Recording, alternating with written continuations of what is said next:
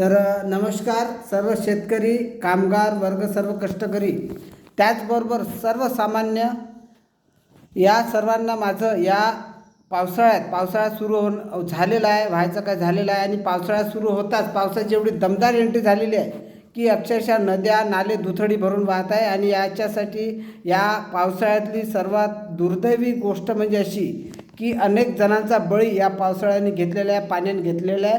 तर सर्वांना माझं नम्र आवाहन आहे की प्रत्येकाने आपल्या घरून बाहेर निघत असताना, ते कुणी असू दे, लहान मुलं, ज्येष्ठ नागरिक, मुली, खास करून शाळेत जाणारे मुलं आणि मुली, महिला यांनी खास खबरदारी घ्यावी.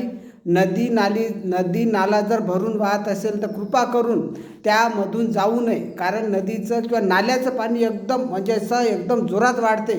आणि छोटा जर नाला असेल तर त्याचा प्रवाह खूप जोरात असतो आणि तो वाहून येते.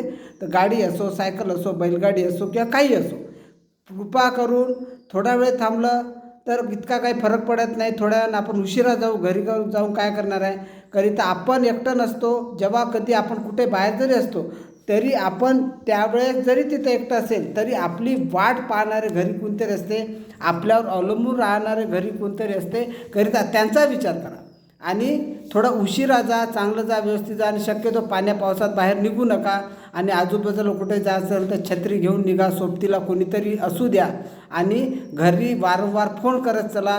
आणि जर कुठे अडचणी तर घरच्यांना, मित्रांना फोन करा. मला एवढंच या पावसाळ्याच्या आगमनाच्या प्रसंगी एवढंच मी सांगू इच्छिता. आणि केंद्र सरकारने आपल्याला या शेतकऱ्यांना अतिशय चांगली बातमी दिलेली आहे पावसाळ्याच्या सुरुवातीला, की सोयाबीन, कापूस आणि इतर अनेक 14 शेतकरी जे उत्पादन करतात त्या उत्पादनांच्या हमीभावात भरघोस वाढ केलेली आहे. करिता हा पावसाळा आपल्याला सुख समृद्धी घेऊन येऊ. आणि केंद्र सरकार, राज्य सरकारसुद्धा आपल्या पाठीशी आहे असं मला या ठिकाणी सांगावंसं वाटतं. आणि एवढंच बोलून इथं मी बाळकृष्ण तुरंकर, माझ्या चॅनलचं नाव आहे थेट सामान्य माणसापर्यंत. माझ्या चॅनलच्या संपर्कात राहा. जय हिंद, जय भारत, जय महाराष्ट्र.